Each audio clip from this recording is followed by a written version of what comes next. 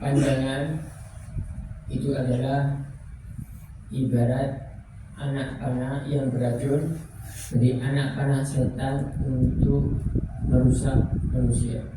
Jadi setan itu kalau mau merusak manusia itu bagi matanya dilihatkan kepada hal-hal yang diharamkan. Jadi dikatakan pintunya hati itu dua, pandangan dan pendengaran. Nah, kalau kepinginnya hatinya ini terjaga, maka harus dijaga pandangan mata dan pendengaran telinga. Melihat kepada perempuan-perempuan yang haram, bukan mahram, yang diharamkan oleh Allah Subhanahu wa Ta'ala, itu adalah cara setan untuk menghancurkan kehidupan manusia. Diawali dari pandangan sampai seterusnya. Begitu juga perempuan melihat lelaki yang bukan mahram, itu juga akan menghancurkan kehidupannya. Allah Ta'ala memerintahkan di dalam Al-Quran, katakan kepada orang mukmin yang lagi untuk mengejamkan matanya dari melihat hal-hal yang diharamkan dari perempuan yang bukan mahram. Dikatakan kepada perempuan yang mukmin untuk menjaga matanya untuk tidak melihat kepada lelaki yang bukan mahram. Dikatakan di zaman satu nabi dari Nabi Allah Subhanahu wa Ta'ala. Nabi ini keluar bersama kaumnya meminta hujan. Saat itu lama tidak hujan. Nabi ini ngomong, barang siapa yang pernah melakukan dosa, maka jangan ikut berdoa ada di sini. Yang merasa punya dosa, yang pernah melakukan dosa, pulang. Jangan ikut ada di sini. Akhirnya semua kaumnya pulang, tidak ada yang ikut, kecuali satu orang. Satu orang ini tetap berdiri. Akhirnya Nabi ini tanya, kenapa kamu tidak balik? Apa kamu merasa belum pernah melakukan dosa? Atau kamu tidak mendengarkan apa yang saya umumkan barusan? Katanya orang ini, tidak, saya dengar. Cuma saya ini mau cerita.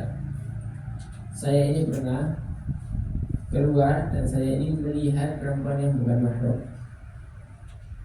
Kemudian setelah saya ini melihat perempuan yang bukan mahram, saya melakukan dosa. Saya ngomong, mata yang pernah maksiat sama Allah tidak pantas ada dalam diri saya, tidak pantas untuk selalu bersama-sama saya. Akhirnya mata itu dilepas, ya. Matanya yang dilepas karena melihat perempuan yang bukan mahram. Kemudian orang ini tanya, ini maksudnya saya ini diterima apa tidak ini tobatnya? Jadi lepas matanya, melihat perempuan yang bukan mahramnya. Akhirnya katanya itu kelas ini sekarang ikut sama saya. Akhirnya Nabi dan orang ini sama-sama berdoa minta hujan barokahnya doa dari Nabi ini. Dan orang yang taubat dari yang melihat dari pernah melihat perempuan yang bukan mahram kemudian dilepas matanya, Allah Ta'ala turunkan hujan.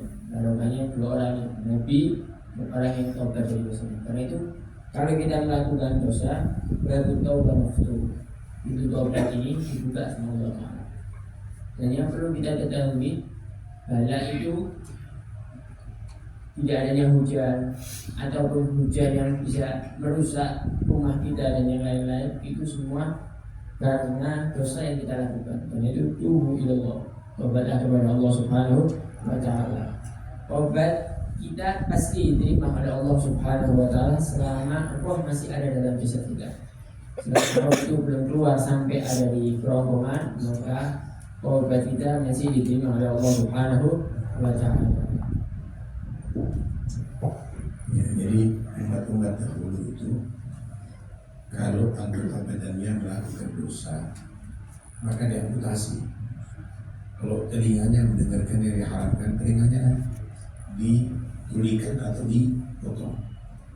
Matanya melihat yang haram, matanya dijumbuhkan cara tobatnya. Nah, kalau pakainya kena najis, bukan dicuci, dirobek, digunting. Alhamdulillah umat Muhammad ini kalau tobat ya jangan dijumbuhkan matanya. Cukup dia tobat kepada Allah Subhanahu wa Ta'ala dengan tidak niat mau mengulangi perbuatan itu selama hidupnya. Menjaga setelah itu jangan sampai lakukan lagi, maka tobat akan diterima oleh Allah Subhanahu wa Ta'ala. Karena itu orang-orang dulu tadi itu ketika dia dari itu bertobat, lihat apa tobatnya. Apa tobatnya? Nah, karena itu alhamdulillah jadi umatnya Nabi ini diringankan Allah Subhanahu wa Ta'ala. Jadi umat yang istimewa, umat yang marhumah, yang begitu banyak mendapatkan rahmat Allah Subhanahu wa Ta'ala. Karena itu kita harus bersyukur dengan itu semuanya. Al-Fatihah Mubarak Muhammad Fatih Islam.